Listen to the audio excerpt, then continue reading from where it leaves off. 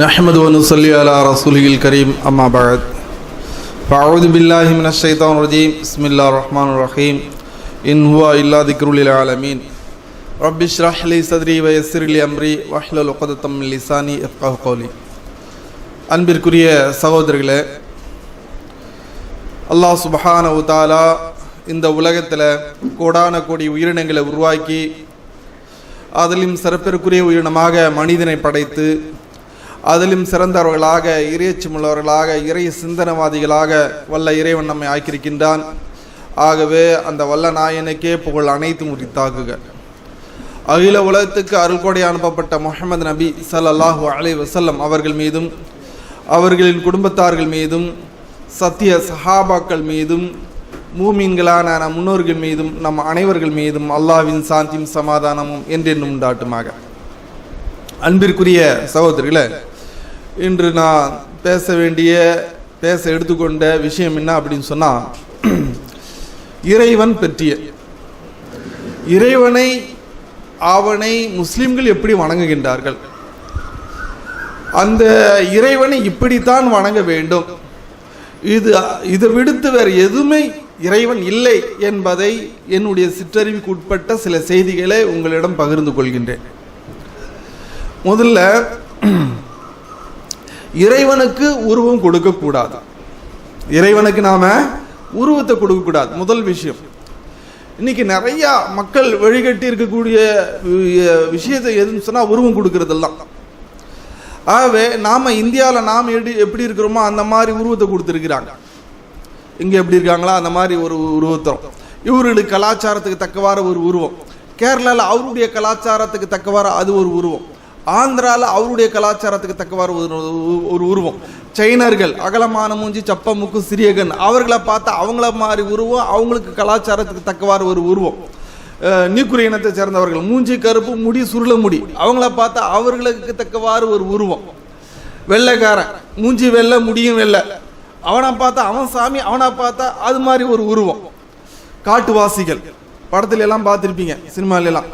அவனுங்க எப்படி இருக்கானோ அவனா மாதிரி அவன் சாமி. ஸோ மனுஷன் என்ன பண்ணா, தன்னை மாதிரி தான் இறைவன் இருப்பான் என்று அவர்கள் கற்பனை தெய்வத்தை உருவாக்கி கொண்டார்கள். இது நீங்கள் நான் தவறுன்னு சொல்ல வரீங்களா அப்படின்னு நீங்கள் சொல்ல வரலாம். நான் தவறெல்லாம் சொல்ல வரல. ஆனால் இந்த மாதிரி வழிபடுறாங்க இல்லையா, அவர்கள் தவறு செய்து கொண்டிருக்கின்றார்கள். எப்படி தவறு செய்கிறாங்க?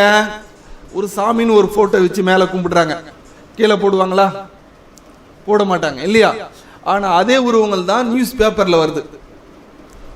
அடுத்த செகண்டே கீழே போட்டுறோம். அதே சாமி போட்டோக்கள் தான் துண்டு பிரசுரங்களில் வருது. அடுத்த செகண்ட் கீழே போட்டுடுறான். அதே சாமி போட்டோக்கள் தான் கல்யாண பத்திரிகையில் வருது. கல்யாணமாடா உனக்கு? குலதெய்வம்லாம் நல்லா பிரிண்டிங் பண்ணியிருக்காங்க, எடுத்து வைக்கிறாங்க. கல்யாணம் தான் ஆச்சு, எடுத்து போடுறான் குப்பையில் அப்படிங்கிறாங்க. அதே சாமி போட்டோக்கள் தான் அரிசி மூட்டைகளில் வருது. காலியான உடனே ஏழைகள் வெளியில் மேட்டா பயன்படுத்திக்கிறாங்க. அதை உள்ள வரும்போது சாமி மூஞ்சில தான் தொடச்சிட்டு வருவாங்க. நான் இப்படி சொல்றேன்னு நீங்க தப்பா நினைக்காதீங்க. இப்படி செய்யறீங்களே நீங்க, அதை வருத்தப்படுங்க. என்னடா நாம இப்படி செஞ்சுட்டு இருக்கிறோமே, இது எப்படி இறைவனா இருக்க முடியும் என்பதை நீங்க சிந்திங்க. நான் ஒருத்த எப்படி இருக்குன்னு சொன்னா, என்னப்பா நீ இப்படி செய்யறியப்பா, கொஞ்சம் திருத்திக்கப்பா அப்படின்னு சொன்னா கோவம் வந்துடும். போயா அப்படின்மா. நாம் இப்படி செய்யறமேன்றதுக்கு வருத்தம் அவனுக்கு வர்றதில்ல. என்னடா இவர் சொல்ற கரெக்ட் தானே அப்படின்னு நினைக்க மாட்டான். நீ யாரும் எனக்கு சொல்றதா அப்படின்னு கோவப்படுவான். கோவப்படுறதுனால என்ன பிரயோஜனம் இருக்கு? கொஞ்சம் யோசனை பண்ணி பாருங்க. அதே உருவங்கள் லாட்ரி டிக்கெட்ல வருது. என் சாமி இருக்குப்பா, எடுத்து வைக்கிறான், குலதெய்வம் இருக்கான்.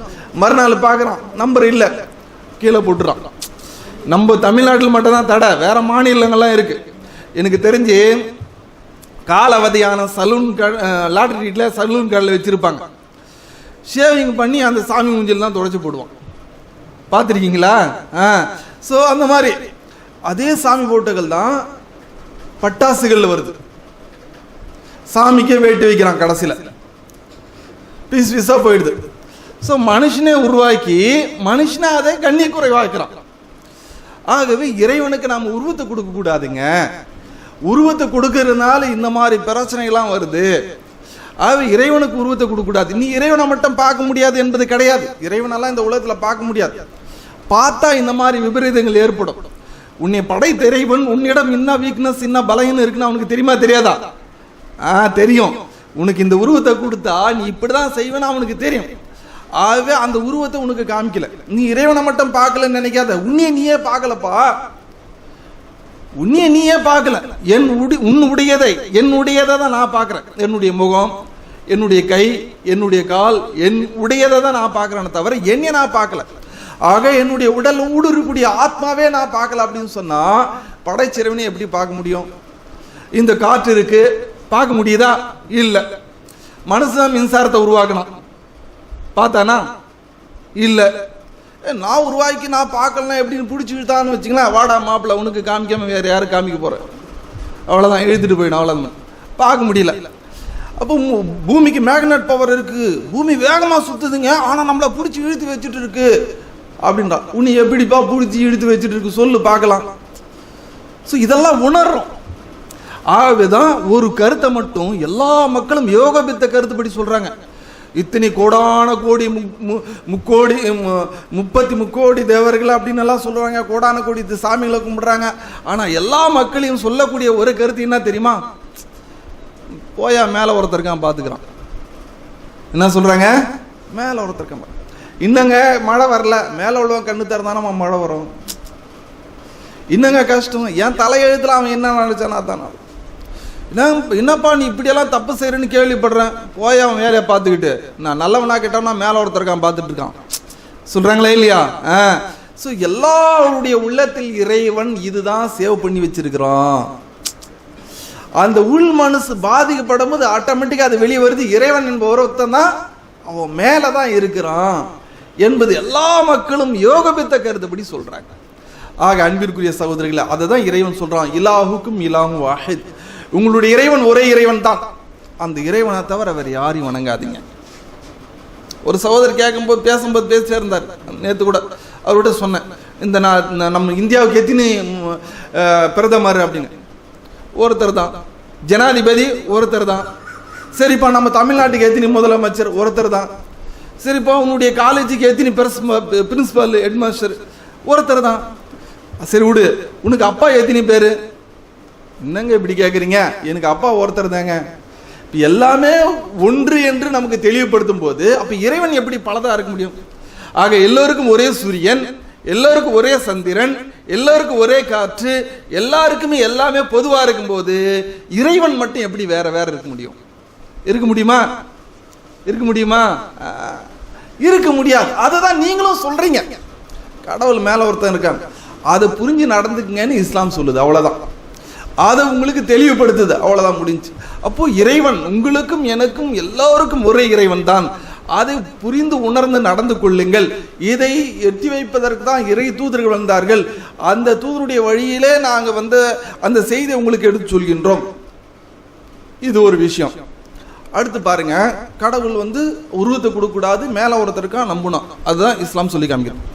இன்னும் சில பேர் என்ன நினைக்கிறாங்கன்னு சொன்னா, மனுஷனே கடவுள் ஆக்கிடுவாங்க. நீ தான்பா எனக்கு சாமி மாதிரி, நீ தான்பா எனக்கு கடவுள், அவரு தான்பா எனக்கு தெய்வம். எதனால சொல்றேங்க? அவரிடமிருந்து ஏதாச்சும் உதவி பெற்றதன் காரணத்தால, அவரிடமிருந்து இவர் உலக ஆதாயத்தை பெற்றிருந்ததன் காரணத்தால இவர் கஷ்டமான நேரங்களில் அவர் உதவி செஞ்சுட்டார். அதனால என்ன செய்வாங்க?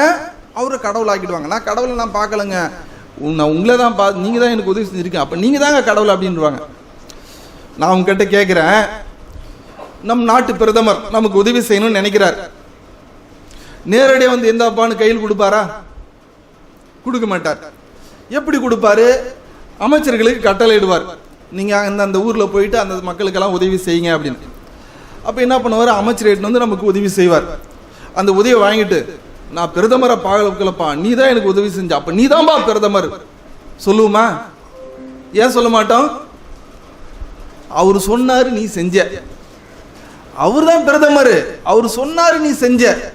அப்படிதாங்க இறைவன் நமக்கு கொடுக்க நாடினால் மற்ற மனிதருடைய உள்ளத்துல போடுறான், பா நீ வசதி இருக்கு, உனக்கு இந்த மாதிரி ஏழைகள்லாம் இருக்காங்க, அவனுக்கு நீ உதவி செய், கஷ்டமான நேரத்தில் நீ அவனுக்கு உதவி செய் என்று அல்லாஹ் அவனுடைய மனசுல போடுற அந்த போட்ட அந்த செய்தி அவர் உணர்ந்து நமக்கு உதவி செய்யறார். ஆக இறைவன் அவர் மூலமா உதவி செய்யறார தவிர அவரையே இறைவனை ஆக்க கூடாது. அவன் மனுஷன் என்பது நீ கொடுப்பானாலே கொடுக்க மாட்டான். 2-3 முறை கேட்டா அவ்வளோதான் முடிஞ்சு. 3வது முறை மூஞ்சி திருப்பிட்டு போயிடுவான். ஃபோனை அடித்தா கூட எடுக்க மாட்டான். இவன் எப்போ பார்த்தாலையும் இது கேட்டுகிட்டே இருப்பான்டா அப்படின்னு. ஆனால் இறைவன் கொடுக்க நாடுதான்னு சொன்னால் உங்கள் மூலியமாக கொடுப்பான், அவன் மூலியமாக கொடுப்பான், அவன் மூலியமாக கொடுப்பான். யார் நாடுறானோ அவர்கள் மூலியமாக கொடுப்பான். ஆகவே இறைவன் இவர்கள் மூலமாக உனக்கு உதவி செய்கின்றானே தவிர கொடுக்கணும்லாம் நீ தெய்வமாகிடாத. ஆகவே இவர்கள் மூலமா உனக்கு உதவி செய்திருக்கின்றான் என்பதை புரிந்து கொள்ள வேண்டும். அடுத்த விஷயம், இன்னும் சில பேர் என்ன நினைப்பாங்கன்னு சொன்னா செய்யும் தொழிலே தெய்வம் அப்படின்னு நினைப்பாங்க. செய்யும் தொழிலே தெய்வம் அப்படின்னு. இதுவும் தவறானது. ஏன் அப்படின்னு சொன்னா, ஒரு கம்பெனியில் நீங்க வேலை செய்றீங்க. கம்பெனியில் வேலை செய்யக்கூடிய நேரத்தில் அவர் என்ன செய்வார், முதலாளி டெய்லி அந்த மிஷினோ அல்லதுக்கு எல்லா பற்றி அந்த பொருளை பூஜை செய்வார். பூஜை செஞ்சு ஏங்க இந்த மாதிரி செய்றீங்க, எனக்கு செய்யும் தொழிலாங்க தெய்வம் அப்படின்னு. வருஷத்துக்கு ஒரு முறை ஆயுத பூஜை நடத்துவார். ஏங்கன்னு சொன்னால் செய்யும் தொழிலே தெய்வம். சரி இருக்கட்டும். அந்த கம்பெனியில் வேலை அந்த கம்பெனி நடத்தக்கூடியவர் அங்குள்ள மெட்டீரியல் மூலமா லாபம் இருக்கா, ஒர்க்கர்ஸ் மூலியமா லாபம் இருக்கா சொல்லுங்க. மெட்டீரியல் மூலமா லாபமா, ஒர்க்கர்ஸ் மூலியமா லாபமா? Workers plus material, material plus workers, workers material ரெண்டும் சேர்ந்தாதான் ஓனருக்கு லாபம் இல்லையா? இவர் என்ன செய்யறாரு, முதலாளி மெட்டீரியலை மட்டும் கும்பிடுறாரு. ஏன்னா லாபம் கிடைக்குது. ஏன்பா ஒர்க்கர்ஸ் மூலியமா லாபம் இருக்குல்ல, பா நீ நில்றா, உனக்கு ஒரு கும்பிடு போடுறேன். சரிண்ணா செய்யறானா இல்ல. ஏன் அப்படின்னா, ஏன் வேலைக்காரன், ஐயோ உன் வேலைக்காரன் நீ சொல்ற மெட்டீரியல் அந்த வேலைக்காரன் தான் பாரு தயார் பண்றாரு. அந்த மெட்டீரியலை வேலைக்காரன் தான் தயார் பண்றான். அப்போ வேலைக்காரனை விட அது கீழ் உள்ள பொருள் மெட்டீரியல், அதை நீ கும்பிடுற. வேலைக்காரனை கும்பிட மாட்டேன், என் கீழே உள்ளவன். ஆக இதெல்லாம் நாம் இந்த உலகத்தில் வாழ்வதற்கு வாழ்வாதாரங்களை வழிவகைகளை இறைவன் ஏற்படுத்தினானே தவிர இதை தான் நீங்க சாமின்னு கும்பிடக்கூடாது. இதெல்லாம் நமக்கு இறைவன் இந்த வியாபாரத்தில் லாபம் கொடுப்பான், இன்னொரு வியாபாரத்தின் மூலமா லாபம் கொடுப்பான். இது போல பல வகையான வியாபாரங்கள் துறைகள் இருக்கு. அதன் மூலமாக இறைவன் உனக்கு அள்ளி கொடுப்பான். அதை நீ கடவுளாகிடாத, அது நீ தெய்வமாகிடாத என்பதை நாம புரிந்து கொள்ள வேண்டும். இதன் மூலமாக இறைவன் நமக்கு வாழ்வாதாரத்தை கொடுக்கின்றான். இது நமக்கு தெய்வம் இல்லை. இது லாபம் கொடுக்கும், நஷ்டம் கொடுக்கும். இதன் மூலமாக நம்ம உயிருக்கு ஆபத்து கூட வரும். பார்க்குறோமா இல்லையா பேப்பரில், செய்தித்தாள்களில். அதுக்குள்ளே நான் நிறைய போக விரும்பலை. இப்போ இது செய்யும் தொழிலே தெய்வம் இல்லை, தெய்வம் நமக்கு அதன் மூலமாக வாழ்வாதாரத்தை கொடுக்கிறார் என்பதை புரிஞ்சுக்கணும். அடுத்த விஷயம், குல தெய்வம்னு கும்பிடுறாங்க. பாய் எனக்கு ஒரு குல தெய்வம், பாய் உங்களுக்கு ஒரு குல தெய்வம். நீ ஒரு சாமி கும்பிட்டு நான் ஒரு சாமி கும்பிட்டுட்டு போகிறேன். இதில் எதுக்கு பாய் பிரச்சனை அப்படின்னு நான் எதுக்குப்பா பிரச்சனை சொல்ல போகிறேன். நீங்கள் 2 பேரும் பிரச்சனை பண்ணிக்கிறீங்க. என்ன பிரச்சனை பண்ணுறோம் அப்படின்னு சொன்னால், இவருடைய சாமி அந்த தெருவில் போனா, டே உன் சாமியெல்லாம் ஏடா என் தெருவில் கொண்டு வர சண்டை போடுறாங்களா இல்லையா? அவரு சாமி இந்த தெருவில் வந்துட்டா, உன் சாமியெல்லாம் ஏடா என் தெருவில் கொண்டு வர சண்டை போடுறாங்களா இல்லையா? பேப்பரில் டெய்லி பார்க்குறோம். அப்போ ஒருவருடைய சாமி அவர் கும்பிடுறாருன்னு விட்டுட்டு போகிறாங்களா? இல்லை. அந்த சாமி அந்த தெருவுக்கு போன அவன் சண்டை, அவன் சாமி இந்த தெருவுக்கு வந்தா இவன் சண்டை. ஆக சாமி என்று இவர்கள் உருவாக்கி கொண்டு அதற்காக அவர்களே அடித்து மாண்டு கொண்டிருக்கின்றார்கள். ஆகவே நீங்களே உருவாக்கி நீங்களே அதுக்காக சண்டையிட்டுக் கொள்கின்றீர்களே அன்பிற்குரிய சகோதரர்களே. ஆகவே ஒவ்வொருவரும் தன்னுடைய சுயநலத்துக்காக கடவுளை உருவாக்கி கொள்ளக்கூடாது, அதை வைத்து உலக ஆதாயங்களை தேடக்கூடாது என்று இஸ்லாம் சொல்லுகின்றது. உங்களுக்கும் எனக்கும் ஒரு இறைவன் மேலே இருக்கிறான், அவனை புரிந்து தெரிந்து வாழுங்க. அடுத்த விஷயம் வருவோம். நம்ம கடைசியாக ஒரு விஷயத்தை சொல்ல வரேன். என்ன விஷயம் அப்படின்னு சொன்னா, கடவுளுக்கு காணிக்கெல்லாம் செலுத்தக்கூடாதுங்க. கடவுள் என்ற பெயரில் காசு கேட்குறான்னு சொன்னால் நம்ம தெரிஞ்சுக்கணும் அவன் புரோகிதரன், ஏன்னா நம்மகிட்ட ஏதோ இன்கம் மணி எதிர்பார்க்குறான் என்று புரிஞ்சுக்கணும். ஏன் அப்படின்னு சொன்னால், நீங்கள் கடவுள் என்ற பேரில் பக்தியோடு எடுத்து போய் காசு கடவுளுக்கு கொடுக்குறோம் அப்படின்னு உண்டியில் போடுறீங்க. உங்களுடைய பக்தி உங்ககிட்ட இருக்கு, கடவுளுக்குன்னு கொடுக்குறீங்க. சாயங்காலம் ஆன உடனே சாமி இன்னைக்கு எவ்வளோடா வசூலாச்சு குடுறா அப்படின்னு வாங்கிட்டு போயிடுறாரா? கோடிக்கணக்கான ரூபாய் போய் போடுறாங்க, லட்சக்கணக்கான கோடிக்கணக்கான ரூபாய் வந்து வசூலாகுது. சாயங்காலம் அவன கடவுள் வந்து கணக்கு பார்க்குறாரா, டே எவ்வளோடா வசூலாச்சு குடுறா அப்படின்னு? இல்லை. என்ன அது என்ன பண்ணுறாங்க, கொஞ்சம் கவர்மெண்ட் எடுத்துக்குது, கொஞ்சம் அங்குள்ள கோயிலை நிர்வாகிக்கூடியவர்கள் எடுத்து சுருட்டிக்கிறாங்க, கணக்கில் வந்தது வராது அப்படியே போயிடுது, அவ்வளோதான் முடிஞ்சு. இதெல்லாம் கடவுளுக்கெல்லாம் போய் சேரதில்லை. அப்போ மனுஷன் சும்மா ஒரு 1000 ரூபாய் கொடுனா கொடுக்க மாட்டான். சாமி கண்ணை குத்திரும் போட்டு போடானா கப்சுப்புன்னு 1000க்கு பதிலாக 2000 போட்டு போயிடுவான், அவ்வளோதான் முடிஞ்சு. ஆகவே இதெல்லாம் இன்கம் மணி. தன்னுடைய மனுஷன் என்ன பண்ணா வாழ்வாதாரத்தை ஏற்படுத்துவதற்கான இது போல வழிகளை ஏற்படுத்திக்கிட்டான். இதுக்கும் இறைவனுக்கும் எந்த ஒரு சம்பந்தமே இல்லை. குர்ஆன்ல இறைவன் சொல்றான், வமா மின் தாபத்தின் ஃபில் அர்தி இல்லா அல்லாஹ் ரிஸ்குஹா. இந்த உலகத்துல ஊர்ந்து செல்லக்கூடிய உயிரினங்கள் அனைத்துக்கும் இறைவன் உணவு கொடுத்துட்டு இருக்கான். காட்டுல பாருங்க கோடான கோடி உயிரினங்கள் இருக்கா இல்லையா? டெய்லி சாப்பிடுது. நாளைக்கு நீ ஏதாவது சேஃப்டி பண்ணுதா? இல்ல. கடல்ல பாருங்க கோடான கோடி உயிரினங்கள் இருக்கு. மீன்கள், எத்தனை வகையான மீன்கள் இருக்கு, டெய்லி சாப்பிடுது. நாளைக்குன்னு எதுவும் சேஃப்டி பண்றதில்ல. மனுஷன் மட்டும் தான் நாளைக்குன்னு சேஃப்டி பண்றான். ஏனைய உயிரினங்கள் எதுவும் நாளைக்குன்னு சேஃப்டி பண்றது? டெய்லி சாப்பிடுது. பெருசாகி அதுவும் குட்டி போட்டு இயற்கை மரணிக்குது. என்ன, ஆகாயத்துல கோடான கோடி பறவைகள் இருக்கு, டெய்லி சாப்பிடுது. தன்னுடைய உணவை சேகரித்து சொத்து சேர்த்து வச்சுக்கிறது இல்லை. டெய்லி காலையில் பசியோடு எழுந்திருக்குது, இரவு நேரத்தில் வயிறு நிரம்பு தூங்குது. நம்மை சுற்றி ஆடு மாடு புழு பூச்சிகள் உயிரினங்கள் எக்கச்சக்கமான கோடான கோடி உயிரினங்கள் பார்த்துக்கிட்டு தான் இருக்கிறோம். எதுவும் நாளைக்குன்னு சேஃப்டி பண்ணுறதில்ல. ஒரு சில உயிரினங்கள் அடுத்த டைமுக்கு எடுத்து வச்சிருக்குமே தவிர இப்போ என்னது வருஷம் கணக்கு சேஃப்டி எல்லாம் பண்ணுறதில்ல எதுவும். ஆகவே அன்பிற்குரிய சகோதரர்களே, இறைவனுக்கு இது டெய்லி எல்லா உயிரினங்களுக்கும் இறைவன் உணவு கொடுத்து கொண்டிருக்கின்றான். ஆக இறைவனுக்கு நாம் அற்ப காசுகளோ அற்ப பொருள்களையோ, தேங்காய், ஊதுபத்தி, மெழுகுபத்தி, சாம்பிராணி இது போன்ற காணிக்கையெல்லாம் இறைவனுக்கு தேவையில்லை. இறைவன் தேவை உடையவன் இல்லை. அல்லாஹு சமத், தேவைகளுக்கு அப்பாற்பட்டவன் இறைவன் என்பதை நாம புரிந்து கொள்ள வேண்டும். ஆக இறைவனை பற்றிய தவறான கருத்துக்கள் மக்கள் மத்தியில், பாமர மக்கள் மத்தியில் புகுத்தி அவர்களிடமிருந்து உலக ஆதாயங்கள் பெறுவதற்காக தான் இது போன்ற சடங்கு சம்பிரதாயங்களை தவிர இஸ்லாம் என்ன சொல்கின்றதுன்னா, உங்களுடைய இறைவன் அவன் இயற்கையாக நீங்க அவனை வணங்குங்க, அவனை விடுத்து வேற யாருக்கு முன்னாலையும் தலை சாய்க்காதீங்க. சிரம் என்பது சிறந்தது, அது படைத்தவனுக்கு முன்னால் தான் சாய்க்கணுமே தவிர படைப்பினங்களுக்கு முன்னால் அல்ல. ஒரு பாம்பு இன்னொரு பாம்பு கும்பிடுதா? ஒரு யானை இன்னொரு யானை கும்பிடுதா? ஒரு மாடு இன்னொரு மாடு கும்பிடுதா? ஆனா 6 அறிவு படைத்த மனுஷன் தன்னை போல மனுஷனை கும்பிடுறான், உயிரினங்களை கும்பிடுறான், தாது பொருட்களை கும்பிடுறான், தாவர பொருட்களை கும்பிடுறான். சிரம் என்பது சிறந்தது, அது படைத்தவனுக்கு முன்னால் தான் சாய்க்கணுமே தவிர படைப்பினங்களுக்கு முன்னால் அல்ல. ஆக அன்பிற்குரிய சகோதரிகளே, இதுல சின்ன இன்னொரு விஷயத்தை நான் சொல்லிக்கொள்ள விரும்புகிறேன். இது போல முஸ்லீம்களும் செய்வார்கள். அதை பார்த்து நீங்க இஸ்லாம் நினைச்சுக்காதீங்க. என்ன தரகாக்குல ஏன் தரகாக்குன்னு காசு வசூல் உண்டியில் வசூல் வாங்குறாங்களா பாய் அப்படின்னு? தரகாக்கு இஸ்லாத்துக்கு சம்பந்தமே இல்லை. தர்காக்கும் இஸ்லாத்துக்கு சம்பந்தமே இல்லை. குர்ஆன்ல 18வது அத்தியாயத்துல 102வது வசனத்துல இறைவன் சொல்றான், இறைவனை விட்டு இறைவனால் படைக்கப்பட்ட மனுஷனை தன்னுடைய பாதுகாவலர்களாக அவுலியாவாக ஆக்கி கொள்கின்றார்கள் என்று சொன்னால் அவர்களுக்கு விருந்து உபசரிப்பதற்கு நரகத்தை நான் சித்தப்படுத்தி வச்சிருக்கேன் அப்படின்னு தெளிவாகவே சொல்லி காமிக்கிறான். இப்போ மனுஷனை நீ போய் கும்பிடுற, அவனுக்கு சாஷ்டாங்கம் செய்யற, அவனுக்கு தலைவரங்கிற, செத்தவனுக்கு நீ தலைவரனுங்கிற அப்படின்னு சொன்னா, மனுஷனை நீ அவுலியாவாக பாதுகாவலன் ஆக்கிற அப்படின்னு சொன்னா உனக்கும் சேர்ந்து என்னன்னா நரகம் தான். 14வது அத்தியாயத்தில் கூட ஒரு இடத்துல சொல்றான், வபரசுல் இல்ல ஜமியா, எல்லா மக்களும் ஒன்று கூடியிருக்கூடிய நேரத்தில் மறுமையில யாரை வணங்கிட்டு இருந்தானோ அந்த மனுஷனை பார்த்து சொல்லுவானா, இந்த உலகத்தில் உங்களை நாங்கள் பின்பற்றி கொண்டிருந்தோமே, நீங்க தான் பெரிய மகான், நீங்க தான் அப்படி இப்படின்னு உங்களை நாங்கள் பின்பற்றி கொண்டு இருந்தோம். அந்த முகனூன் அதாபில்லா மின் ஷை, அல்லாஹ்வினுடைய வேதனையில் தண்டனையிலிருந்து தப்பிப்பதற்கு வழி இருக்கா அப்படின்ட்டு மகானை பார்த்து சிஷியன் கேட்பானா.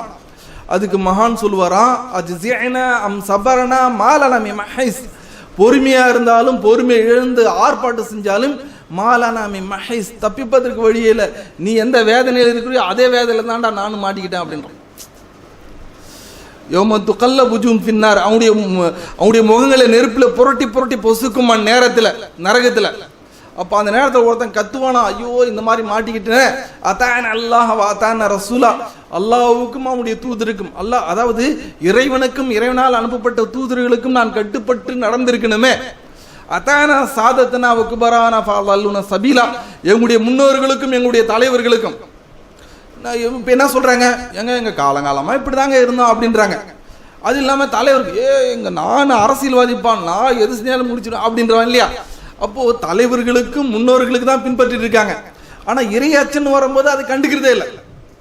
ஆகவே இப்படி நான் வாழ்ந்துட்டு இருந்தேனே, ஆனால் இங்கே என்ன ஆச்சு, நெருப்பில் என்னை போட்டு இப்படி வேதனை செய்யப்படுகின்றன, என்னுடைய முகங்கள் இப்படி பொசுக்கப்படுகின்றதே, பதறிட்டு அழுவானாம். இதே குரல் இதே மாதிரி சத்தம் போடுறத இன்னொருத்தன் சத்தம் போடுறது கேட்பானா, இன்னடா இது நான் சத்தம் போடுற மாதிரி இன்னொருத்தன் சத்தம் போடுறான்னு திரும்பி பார்ப்பானா. திரும்பி பார்த்தா இவனுடைய தலைவன். அடா பாவி நீயா, உன்னைய பார்த்து தான்டா நான் இங்கே வந்து கெட்டு குட்டிச்சோரா நரகத்தில் மாட்டிக்கிட்டு இருக்கேன் அப்படின்ட்டு அவனை பார்த்து பதறி போய் சொல்லுவானா, அல்லாவே இவனுக்கு 2 மடங்கு கூடு வேதனை. எதுக்கு தெரியுமா, இவன் கெட்டு போனா என்னையும் கெடுத்தான் அப்படின்னு சொல்லுவானா. அப்போ சொல்லும்போது அவனுக்கு சொல்லப்படும், குள்ளும் லைஃபைன் மின்னல் அதாப், உங்கள் அனைவர்களுக்கு 2 மடங்கு தான் வேதனை. ஏன்னு சொன்னா, அவனை பார்த்து நீ கெட்டு போன, உன்னைய பார்த்து இன்னொருத்தன் கெட்டு போனானாடா, நீ சிந்திக்க கூடாதா, அவனை போல தானே நீ ஆட்டம் போட்ட. அப்போ உன்னைய பார்த்து அவன் உனக்கு பின்னால் உள்ள என்ன பண்ணுவான், உன்னைய பார்த்து கோஷம் போட்டான், உன்னைய பார்த்து ஆட்டம் போட்டான், உன்னைய மாதிரி டான்ஸை போட்டான். ஆகவே நீங்கள் அனைவர்களும் ஒரு குட்டையில் ஊர்ன மட்டைகள் தான். ஆகவே உங்களுக்கு வேதம் வந்துச்சு, சிந்திக்கல. அஃபலா ததப்பருனல் குர்ஆன் அம் அலா குலுபின் அக்ஃபாலுஹா, உங்களுக்கு சிந்திப்பதற்கு இலவான முறையில் இந்த வேதத்தை நான் இறக்கியிருந்தேன், ஏன்டா நீங்க சிந்திக்கல, உங்களுடைய உள்ளங்களை நான் பூட்டு போடப்பட்டிருக்கின்றதா என்று இறைவன் குர்ஆனில் கேட்கிறான். ஆகவே இது போல நிறைய விஷயங்கள் சொல்லிக்கிட்டே போகலாம். அன்பிற்குரிய சகோதரிகளை, நாம் இன்னும் சொல்கிறோம், குர்ஆன் என்ன சொல்கின்றது, நாம் இந்த உலகத்துக்கு எதுக்காக வந்திருக்கிறோம், எதுக்காக படைக்கப்பட்டிருக்கோம் என்பதை நாம் சிந்திக்க வேண்டும். நாம் படைக்கப்பட்ட நோக்கமே இன்னொரு இடத்துக்காக போக வேண்டியது. நேற்று கூட ஒரு சகோதரர்கிட்ட பேசிட்டு இருக்கும்போது நான் சொன்னேன், சிட்டி சென்டரில் பேசிட்டு இருக்கும்போது காலேஜ் பசங்க கேட்டேன், நான் ஒவ்வொருத்தர் ஒரு டிகிரி சொன்னார், ஒவ்வொரு ஜாபில் இருக்கிறார், நான் இந்த கம்பெனியில் இருக்கேன் அப்படின்னு சொன்னாப்ல. அப்போ சொன்னேன், நீங்கள் என்ன படிச்சிருக்குன்னு கேட்ட உடனே சிம்பிளாக ஒரு 2-3 எழுத்துலேயே டிகிரி பேரை சொல்லிட்டீங்க. ஆனால் இந்த டிகிரி படிக்கிறதுக்கு எவ்வளோ கஷ்டப்பட்டுருப்பீங்க சின்ன வயசுலேருந்து இல்லையா, எல்கேஜிலேருந்து +2 வரலையும். அதுக்கப்புறம் காலேஜில் பசங்க தொல்லை, சின்ன வயசுலேருந்து ஸ்கூலில் படிக்கும்போது பசங்க தொல்லை, டீச்சர்ஸ் தொல்லை, உடல் ஒத்துழைக்காமை, பொருளாதார நெருக்கடி, எல்லாத்தையும் சகிச்சுட்டு படிச்சிங்க. படிக்கணும் என்ன நோக்கமாக இருந்துச்சு, நம்முடைய ஃபியூச்சர் நல்லா இருக்கணும். அப்போ இவ்வளோ கஷ்டங்களையும் துன்பங்களையும் துயரங்களையும் சகிச்சுட்டு படிச்சிங்க, ஃபியூச்சர் நல்லா இருக்கணும். அப்போ நீங்கள் ஏசில் இப்போ வேலையில் இருக்கீங்க இல்லையா. அது போல தாங்க சொர்க்கம் இறைவன் நமக்கு படைச்சிருக்கான். சொர்க்கத்தை தூக்கி சும்மா கொடுத்துட மாட்டான், அதுக்கு சில வரையறைகளை வச்சிருக்கிறான். ஆகவே இறைவனுக்கு கட்டுப்பட்டு நம்ம நடந்தாதான் அங்கே போய் சொர்க்கத்தில் சுகமாக இருக்க முடியும். உங்கள் வயசு உடையவர்கள், படிக்காதவர்கள் இன்றைக்கி மூட்டை தூக்குறாங்க, கஷ்டப்படுறாங்க, ஏன்னா 5-10க்கு லாட்ரி அடிக்கிறாங்க. காரணம் என்ன, அவங்களுடைய சின்ன வயசுலேருந்து அவங்களுடைய லைஃபை சீர்படுத்திக்கலாம். சொல்கிற பேச்சு கேட்கல, தான் தோண்டித்தனமாக நடந்தான், நீங்கள் கஷ்டப்படுறான்.